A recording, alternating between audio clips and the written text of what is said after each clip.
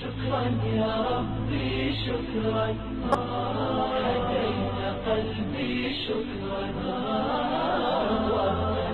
আসসালামু আলাইকুম ওয়া রাহমাতুল্লাহ। আরেকজন ভাই প্রশ্ন করেছেন, যারা বৈধ ইকামা ছাড়া সৌদি আরবে বসবাস করছেন বা মক্কায় বসবাস করছেন, তাদের ভ্যালিডিটি নাই, ইকামা নাই, রেসিডেন্স পারমিট নাই, এই অবস্থায় যারা এখানে বসবাস করছেন তারা যদি উমরা সম্পন্ন করেন সেটি আদায় হবে কিনা, বা হজ সম্পন্ন করেন সেটি আদায় হবে কিনা। জি সম্মানিত ভাই, ওয়ালিল্লাহি আলান নাসি হজ্জুল বাইতি মান ইসতাতা ইলাইহি সাবিলা, ওই ব্যক্তির উপর আল্লাহর ঘর জিয়ারত ফরজ যার সামর্থ্য আছে আল্লাহর ঘর পর্যন্ত আসার। আর এই দুনিয়ার পুরাটা জায়গার মালিকানা আল্লাহ সুবহানাহু ওয়া তাআলা, এই মক্কা মুকাররমার মালিকানা আল্লাহ সুবহানাহু ওয়া তাআলা। হয়তো দুনিয়ার কোনো মানুষ সেটা রক্ষণাবেক্ষণ করছে। সুতরাং আল্লাহর এই ঘরে আসতে দুনিয়ার কোনো মানুষ কোনো ধরনের বাধা সৃষ্টি করা, কোনো মানুষকে বাধা সৃষ্টি করা বা যারা মুসলিম তাদেরকে বাধা সৃষ্টি করা জায়েজ নাই। হ্যাঁ, এখন একটা ব্যাপার আছে যে ধরেন সৌদি আরবের সরকার যেভাবে হজ এবং ওমরার জন্য আপনার কি বলে তাশিরা বা ভিসার ব্যবস্থা করেছে, সেটা কেন করেছে? সেটা একটা রুলস এন্ড রেগুলেশনের জন্য।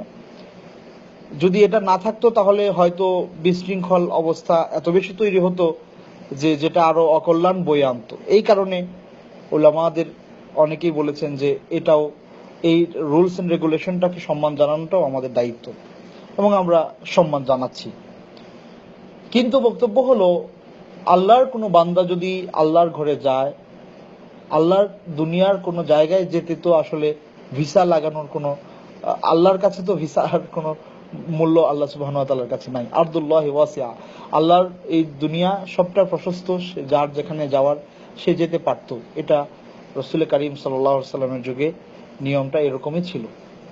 পরবর্তী সময়ে নানান বাউন্ডারি সৃষ্টি হয়েছে, দেশ সৃষ্টি হয়েছে, নানান রকমের কি বলে মানুষ অবৈধ কাজ করতে শিখেছে, নানান রকমের গন্ডগোল শিখে গিয়েছে, ফিতনা শিখে গিয়েছে, মানুষের উপর জুলুম শিখে গিয়েছে। এই সমস্ত নিরাপত্তাজনিত কারণে বিভিন্ন রকমের নিয়ম শৃঙ্খলা তৈরি হয়েছে। ভিসা লাগবে, পাসপোর্ট লাগবে, নানান ধরনের ব্যাপার চালু হয়েছে।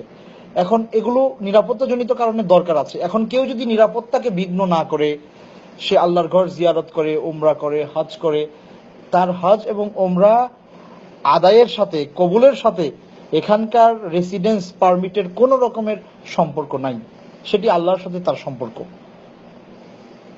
একটি বিষয়। আরেকটা ব্যাপার হচ্ছে যে, তবে একজন লোক সৌদি আরবে আসলো কমিটমেন্ট করে যে আমি এখানে যাচ্ছি, এতদিন পরে আমি চলে আসব, এই মর্মে সে স্বাক্ষর করে ওয়াদা করে আসলো, কিন্তু সে এই দিন বা তারিখ চলে যাওয়ার পরেও রয়ে গেল, এটা কিন্তু আবার প্রতারণা হলো। তার সাথে আপনি ওয়াদা করেছেন, সেটা ভঙ্গ করলেন, এটার জন্য আপনার গুনাহ হতে পারে। কিন্তু উমরা সম্পন্ন করলে উমরা হবে না সেটা আমি বলতে পারবো না, অবশ্যই হবে, কেন হবে না, ইনশাআল্লাহ। আসসালামু আলাইকুম।